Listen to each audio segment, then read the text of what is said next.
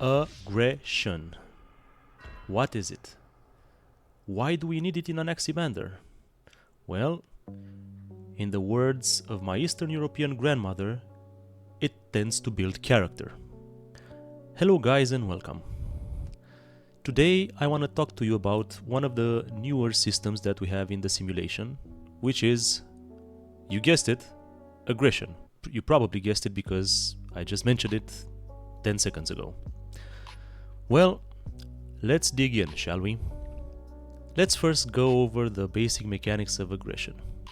And while we're at it, you have the opportunity of seeing a simulation run that is 40 hours in almost, and 4400 generations in. These boys are much more competent than their starting counterparts, as you can definitely see from the footage on the screen right now. And if you're also paying attention to the somewhat harder to see blood shader animations when two creatures are attacking each other, you will also see that they are quite at each other when they need to be. A quick primer on morphology. By the way, if you didn't watch the deep dive into the morphology system in Anaximander, I highly recommend that video. It goes into much more detail than I will go here now, but just as a recap, the creatures all have some genes that determine their shape and size, and that shape and size has an actual effect on the physical characteristics of our creatures, like area, mass, and other things. Other things that will be relevant for us when it comes to aggression today. So I'm gonna pause a bit so this boy doesn't meet its inevitable demise, and I'm gonna go a bit into what constitutes as hit points in Anaximander. So in a traditional game of any sorts, creatures or NPCs would probably have some form of HP, right? Well, we have the same in Anaximander. Only this HP is derived from the actual physical characteristics of our creatures. Our creatures have a mass. This mass, the total mass of the creature, is derived from its area and its tissue density, which is not shown in this screen right now. This mass is then divided between structural integrity, think bones and the harder outer bits, maybe an exoskeleton or something. I'm not fully sure on the lore of the creatures in Anaximander today. And the internal edible gooey bits, right? When a creature attacks another creature, what gets damaged is these two values. First, creatures need to punch through the harder outer shell, and after they sufficiently damage that harder outer shell, then they can access the juicy bits. These boys are unfortunately very herbivorish. Maybe I should have chosen a better archetype to show aggression, but no matter. I wanted to also show you guys how a run 40 hours in looks like as well. I thought it would be interesting. So here we have a creature that was severely damaged. Its harder outer shell was severely damaged. So now if a predator would be hunting it down, which is not the case here because most of these creatures are all of the creatures are herbivorish. They just fight each other, competing for food, basically. If a predator would be hunting this creature down, now it could also take bites out of it, right? So it's you can see here that it's exposed. That means that the integrity is low enough for it to be consumed while still breathing and kicking, is what I would say to that. if we play the simulation a bit, we can see that this value is going very slowly up. I guess these guys really, yeah, they really devolved their regeneration gene, so they don't regenerate much each turn. Oh, look, this guy almost got him.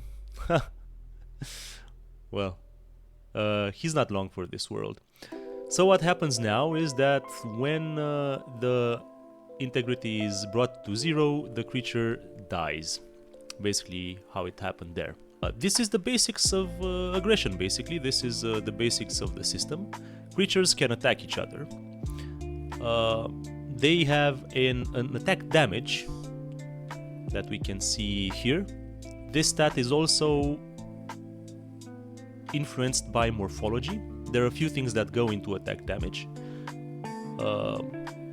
The biggest thing is the mass, so the bigger the creature is, the more damage it does. That makes sense. The second biggest thing that goes into the damage is its frontal form. This is a basic system for now. I want to expand on it because one of the things that I really like about Anaximander is the whole role of morphology, of shape, in determining the future and the fate of these creatures. So I think I can do an expansion on this system. But basically, right now how it works, the broader the front of the creature, the more attack damage it does. The creature has more contact surface, right, to be able to attack another creature. Unfortunately, these things aren't really surfaced very well in the current UI. That is another thing that I want to address. So attack damage is determined by the size and shape of the creatures.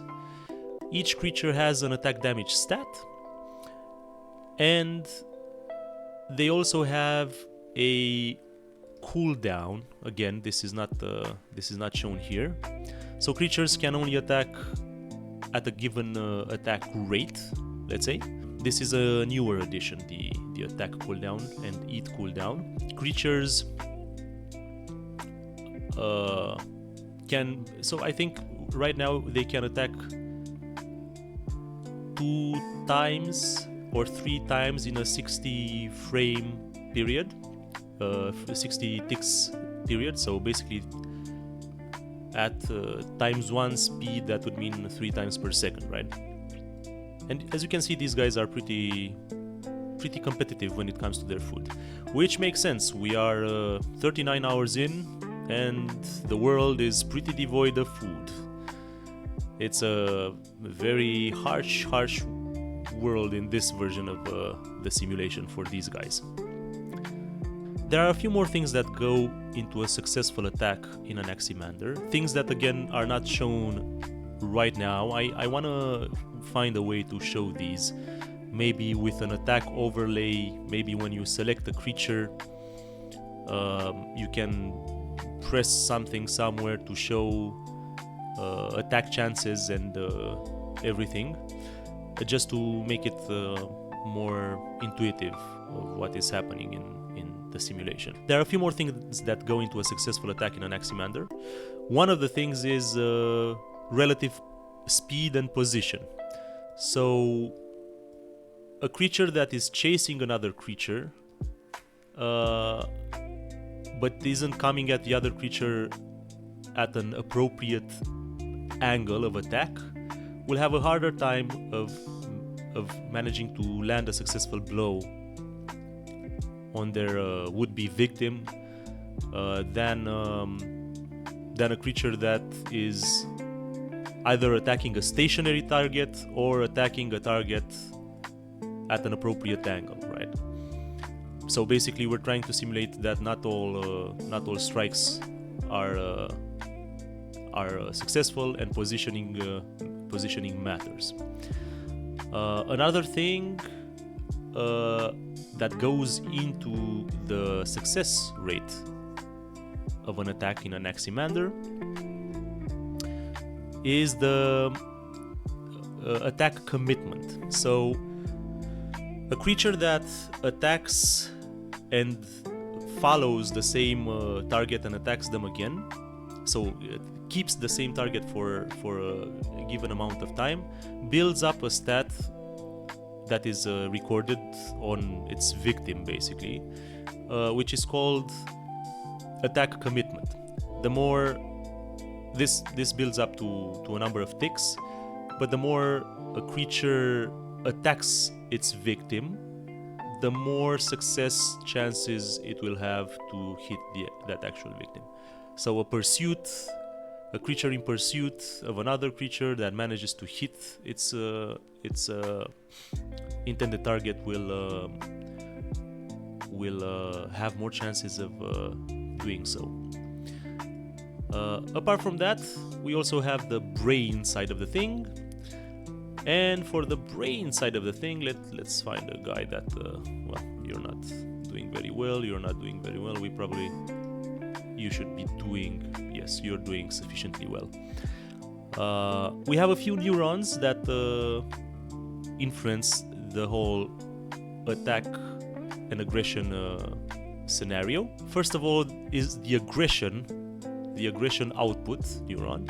This one basically determines I'm gonna pause for a bit. This one basically determines how committed the creature is for attacking something, anything in its vicinity, right?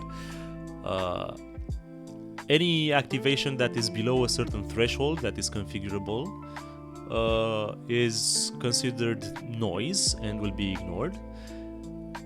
Any activation above that is gonna be considered that the creature wants to attack something. When that happens, we scan the area around the front of the creature, because this is the only area that is valid for an attack. It's the similar area like the eat probability, and an attack is executed. The stronger the attack intent, so the stronger the aggression neuron output, the more bonuses are given to commitment build-up. There's a mild bonus to the attack chance, so success chance, the hit chance, and also a mild bonus given to the attack damage. Basically, if a creature really wants to hit another creature, we simulate that by giving it some advantages. To help the creatures keep their attack targets, but maybe also run away from their would-be aggressors, we also have two other new neurons. One is called attack direction. This one, I think this is the one that indicates to the creature where an attack came from relative to its frontal axis, right? Let me see if they fight each other. They're not fighting each other. Let's see if we can find someone who is fighting. Oh, let's see. Not sure if this was the guy who attacked or what, or was attacked. Maybe this was the guy who attacked this guy. We can check both of them. This guy is really not doing well right now. If we look at him, yep, he's a goner.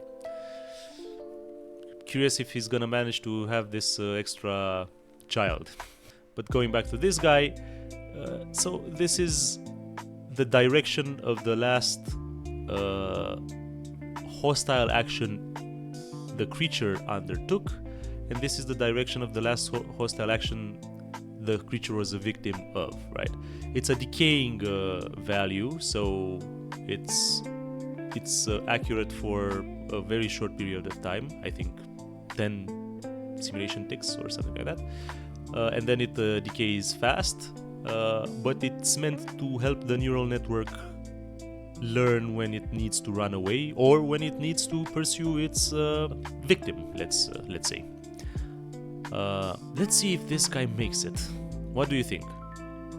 Leave a comment in the comments below if you think he's gonna make it enough time to have another child. He already passed his genes once. Let's see if he manages to pass it again.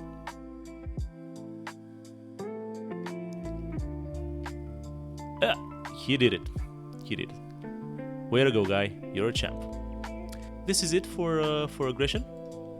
You can see that our guys here are pretty adamant with each other. I'm trying to capture on in the recording one of the activations for the attack direction or the hostile, but we're having some problems. We're having some problems here. Streamer luck, guys. Streamer luck. This is just streamer luck. No, oh, this is the damage. Oh, you saw? Hostile. It popped up and then it went down. I think I need to tweak a bit more the decay rates of these two neurons. They might not be very useful. And I also think I need to do some changes to the aggressions.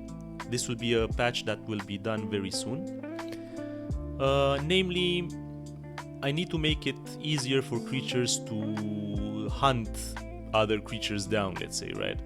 So basically, I think I'm gonna introduce a mobility debuff based on how injured you are.